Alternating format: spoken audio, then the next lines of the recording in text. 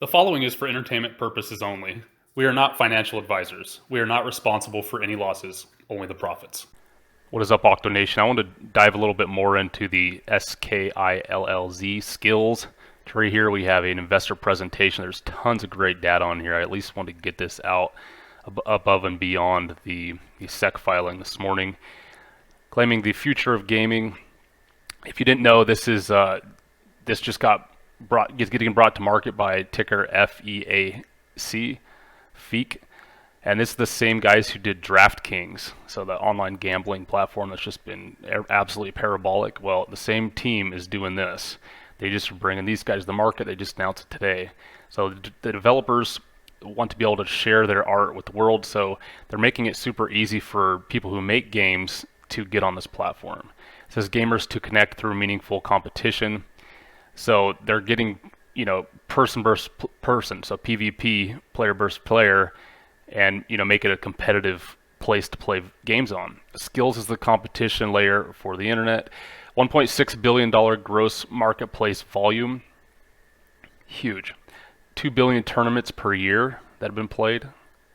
We built something gamers don't just like, they love. It's cool. This blew my mind right here. So, fulfilling a human desire for community and competition, generating 70% more engagement than the #1 mobile game. Minutes per user per day. Skillz is more than TikTok, Facebook, YouTube, Candy Crush, Snapchat, and mobile gaming average. Look at that, massive. We've redesigned mobile gaming to bring developers and gamers together. Gamers, skills, developers, more content, more engagement. Best-in-class results and recognition. $225 million end of year for 20 revenue. 88% growth rate in the past year. 4.7%. I don't know, what did that mean? 4.7% maybe users in a 3-year term. 4 months payback period. They've been on Forbes and labeled the next billion-dollar startup in 2018. CNBC, they've been on Entrepreneur, 100 Brilliant Companies, America's Fastest Growing Companies, #1 in 2017 they were ranked. So that's absolutely massive. Then they go on to say that Skillz makes gaming better for everyone with a proprietary, highly scalable software platform. So it's like it's kind of like Steam. I don't know if anyone's gamers out there, but there's a program called Steam where one company owns it and everyone puts their games on there to use and they get a cut, basically. So anyone that's on there, they're getting a cut. Comprehensive technology platform, gamer competition engine, live ops systems, developer console, network data science technologies. Gaming platform features tournaments and leagues, player rating and matching, anti-cheat, anti-fraud, that's good. Social features, loyalty rewards, payments, content discovery, 24/7 support. The mobile gaming market is the future of entertainment. Gaming has eclipsed movies, music, and books, which is crazy. The segment is getting close to television, right? How nuts is that? More than movies. But anyone can embrace their inner champion. Our demographic is the mass market. They're basically saying everyone. Look at this. There's even 15% of the people. This blew me away. 15% of the people on this are ages 56 to 65 years old, and 15% on here are over 66 years old. And so that's why I think the LCA play, the Golden Nuggets, can be huge, because you think that all these people over 55 years old are not spending money on stuff. Look at this. They have 30% of this mobile gaming platform. Everyone, every income's in it. It's crazy. Business model, so Gamer 1 to Gamer 2, they both have to pay, okay? Just an entry fee of 60 cents a piece to get in, whether you win or lose. And then at the end, you kind of split it. So the dev profit share prize incentives is $1.04. The revenue, they get a 14% stake. So the gross margin is 95%. Gross profit 15 cents, operating expenses 11 cents, contribution 25% or 4 cents of that. So anytime people go against each other, okay, we're betting 60 cents on this game, me versus you, buddy. All right, let's go. And this company makes money every single time someone does that. They're also donating to the Susan J. Komen Cure for Cancer. This is breast cancer awareness, the pink ribbon stuff. So they're donating to that. 23% more raised by Skillz than Komen expected. 25,000 new nonprofit donors across 10 events. So that's cool. More game developers equals more games. In 2009, they had 30,000 game developers. And now today, they've got 10 million game developers. The old business models don't work anymore. Ads interrupt gameplay, so they don't have ads in the middle of the gameplay, which is great. In-game purchases lock users out of content, pay to win. So they don't have that either. That's why I can't even stand playing anything on a mobile in the past 3 years that I have found, because it's so spammed out you can't even play it. Okay. Even when you pay for some of the apps I've paid for any of the games, they're still spamming the heck out of you. It just drives you crazy. So they're not doing any of that. It's great. Explosion in in-game content makes it hard to get discovered. Revenue per install for the best iOS game in the world is $21. That's crazy. Average $21 per person that installed this game. That's crazy. We are redefining entertainment. What old models deliver was pay to win, interruption, broken economics, gimmicks, and what they have is community fun, discovery, monetization. Community fun. Okay, how does Skillz delivers is meaningful connections, fair competition. I don't know how they're going to do that. Keep it fair. Well, I guess like skill level, they won't pair you up if you're not good at the game versus someone who's really good. Network exposure for developers, so the developers can brand themselves, I guess, on here too. Financial success, they can make money, so everyone's going to make money. Developer solutions, they got anti-fraud, event ops, customer support, managed server hosting, price fulfillment, analytics, game launch optimization, marketing as a service. So they do all this for developers. So if you're you're just making a simple game at home, you can use this as the thing to branch into the market. This is like the Amazon, let's call it, of mobile gaming.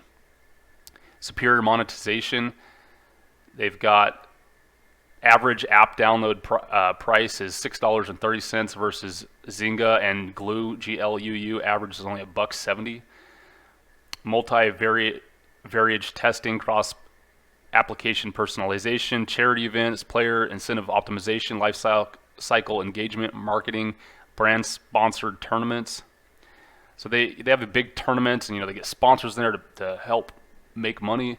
Our platform is underpinned by data science, anti-cheat, player rating, algorithm skills versus chance testing.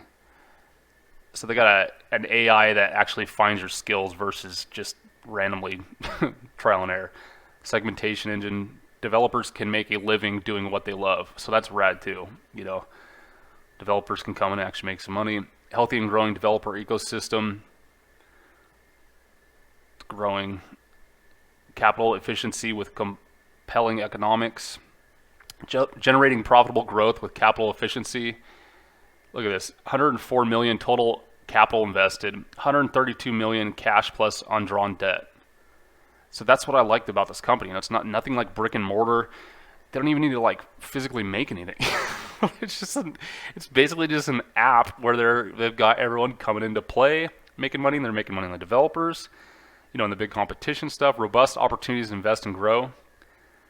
New monetization, they're going, international, they're going global, expanding content, new games, unique distribution through Android, monthly gamers, Skillz, ARPU, and iOS monthly opportunity of $8 billion. iOS market opportunity, not monthly opportunity, $8 billion. Proposed transaction summary. Let's see, illustrative sources and uses in millions. So this is just kind of showing how it's going. One thing that was crazy to me is the guys who are invested with FEAC, right? The guys who are bringing this in, they made a thing where they can't sell any shares for 24 months. So for 2 years, they can't even sell. So this guy, Andrew Paradise, will hold approximately 18% of the equity post-transaction. This is what I was talking about here. 24-month lockup, sustainability, all shares held by existing Skillz stockholders and the founder group, subject to a 24-month lockup period with limited 1.5 million share quarterly release per stockholder commencing 180 days post-closing. Wow, so that starts 180 days post-closing. That's crazy. So like 6 months after closing the deal, they still are locked up. They can get rid of a tiny bit, but not much. Skillz will maintain post-closing a dual-class stockholder structure with super voting rights for Andrew Paradise at a ratio of 20-1. After getting effect of the transaction, the company will have approximately $250 million of unrestricted cash and public equity currency to accelerate growth. Total merger consideration to Skillz stockholders is $3.5 billion, which is expected to be comprised of $609 million in cash consideration, assuming no redemptions, and the remainder of the stock issued by the FEAC. Andrew and Casey, founders of Skillz, have indicated they are currently intended to receive substantially all of their merger consideration in the form of stock. So they just want stock. That's sick, dude. So that means the guys are in it for long. They're showing comparable to companies, even to DraftKings. Look at this. So appendix comparable. So this is showing revenue. So the peer median is 33%. They're at 57%. DraftKings is only at 45%. Let's take a look at like even, for instance, Etsy. Etsy's only 19%. You know, Snapchat is only 35%. It's 57%.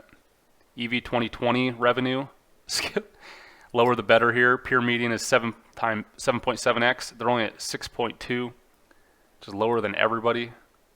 DraftKings alone is double that. Gross profit. Peer median is 15.2x and Skillz is 6.4. That's crazy. So this is just so super profitable. Oh my gosh, so much room to go.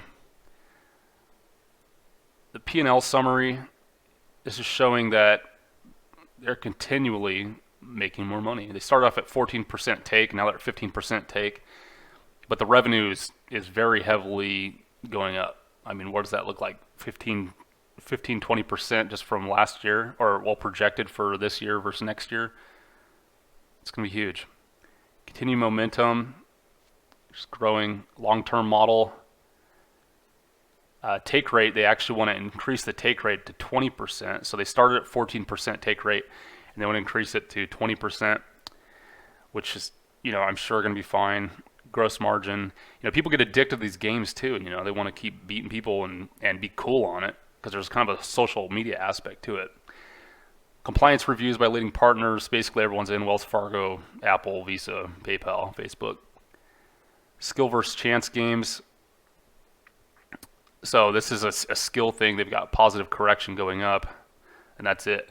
So what do you guys think? Did you already jump in this morning when I first released that, or are you still kind of waiting? Let's take a look at where we're at here.